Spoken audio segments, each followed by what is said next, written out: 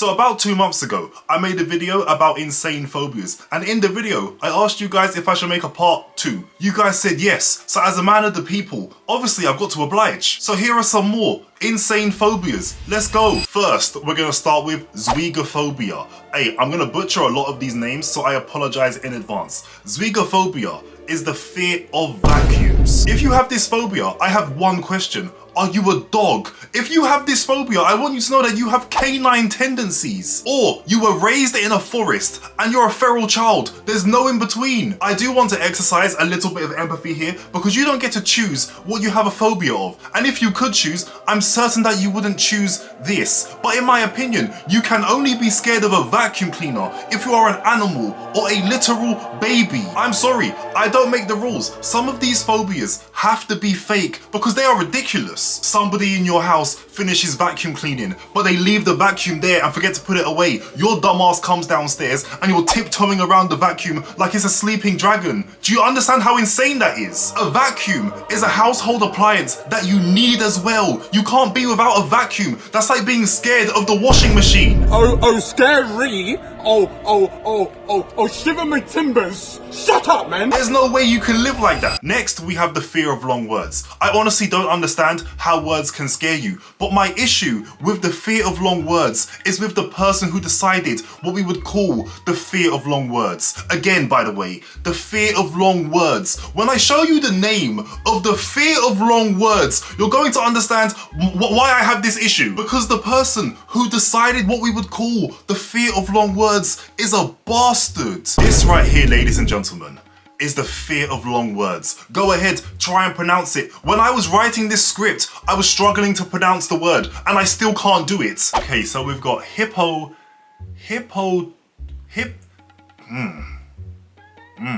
This makes me feel illiterate. We got monstrous equipped aliophobia.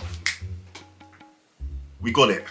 We didn't. We really didn't. That was bad. But you see my issue. Why would you call it this? Guys, bear in mind, a phobia isn't simply just being scared of something. It's the highest form of fear, ignoring all rationale. So, if you happened to be scared of long words and was curious what was going on with you, you would Google, why am I scared of long words? And this word would show up. Basically just a big ass jump scare. Honestly, I have the same issue with the word lisp. Why would you choose a word that somebody with a lisp won't be able to say? There shouldn't be any S's or TH's in that word. Do you understand how petty that is? I know for a fact that the doctors or whoever who decided on the word lisp have to have been some of the most evil people we've ever produced. This word, hippo whatever, is exactly the same. But then again, how can you be scared of words? Next, we have cacophobia. The fear of ugliness. This one is just rude, because remember guys, beauty is in the eye of the beholder. We're all ugly to somebody. So picture this, you enter a room, you look around and your eyes meet with somebody else, but suddenly they start screaming, crying, cowering in a corner, pointing at you. You walk over like, what's wrong with them? And someone else comes over like, don't worry, you probably just triggered their cacophobia. You go away, you Google what cacophobia is, and you realize they think you're ugly as fuck. What do you do in that situation? You might have to fight them because you're allowed to find people unattractive, but how could you be scared of the people that you don't find attractive? Cacophobia by far is definitely the most disrespectful phobia that we've come across in this whole mini-series. What do you do if you have this phobia, but you also have really high standards for attractiveness? You walk out into the world full of mainly average-looking people and you're terrified. I don't understand. You're there on your commute to work. Little does everybody else know, you're having a goddamn panic attack because everybody else thinks they're on the train with normal people. But you see everybody as a goddamn titan. If you have this phobia, you're not a good person. I want you to know that. Next we have chromophobia, the fear of colors. See now, you're telling me that something like this exists. I don't believe it. You're telling me that we can drop somebody in a pristine, grassy meadow and they would be terrified because there's too much green. Get out of here. This isn't a phobia, bro. This is an unfortunate condition. If you have this, you need to seek help because apparently people can be scared of specific colors as well. Leukophobia is the fear of the color white, and the fear of the color purple is called this. I couldn't pronounce it. I don't know what's scary about the color purple, but apparently it's a thing. Next we have Thalassophobia, the fear of the ocean. This right here might be the only valid phobia that we have on this list, because I'm even making a video titled Reasons Why You Should Be Scared of the Ocean. It's in the works, I'm working on the script. I've said it before and I'll say it again. The ocean is a solo leveling portal. We have no idea what is in that thing, what is gonna come out of it, and I want no parts of it. The surface of the ocean is wild enough by itself. Those North Sea oil rig videos scared me for life. The moment I hear that music, yo ho, I know I'm about to see some ocean bullshit. They call space the final frontier. Nah.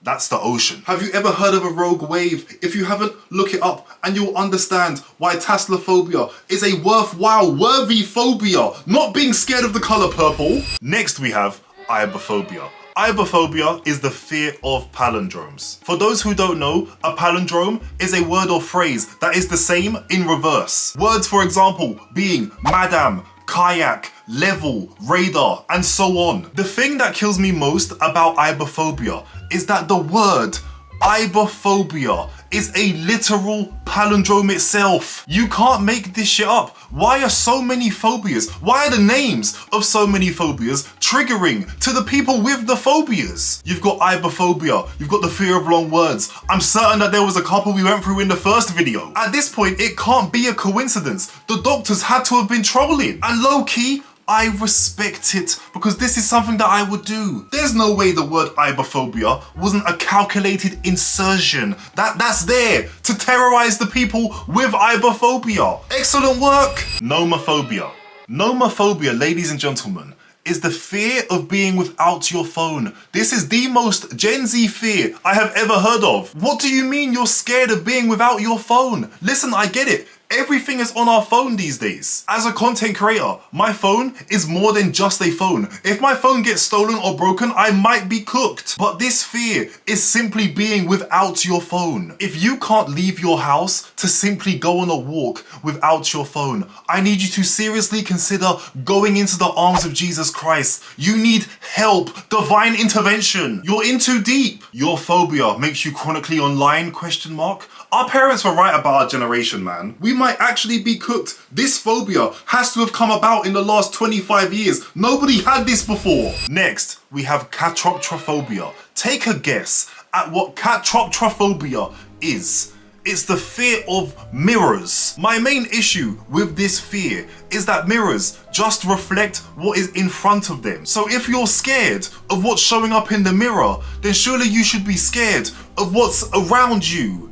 No, at that point the mirror should be irrelevant. I completely understand that these phobias are rare, but who is dealing with these phobias? If you experience phobias like catroptrophobia, I need you to promise me something. Please promise me that you will donate your brain to science when your life ends, because you need to be studied profusely. Something is amiss. Imagine you had a friend who was scared of mirrors, and every single time they came around, you had to take all your mirrors down and put them in the spare room. You've got a guest room now full of mirrors because of this donkey. Next we have cyanophobia.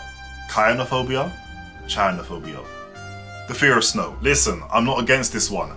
I hate snow. Actually, I don't hate snow. I hate being cold, primarily. Because snow actually isn't that bad when you're inside.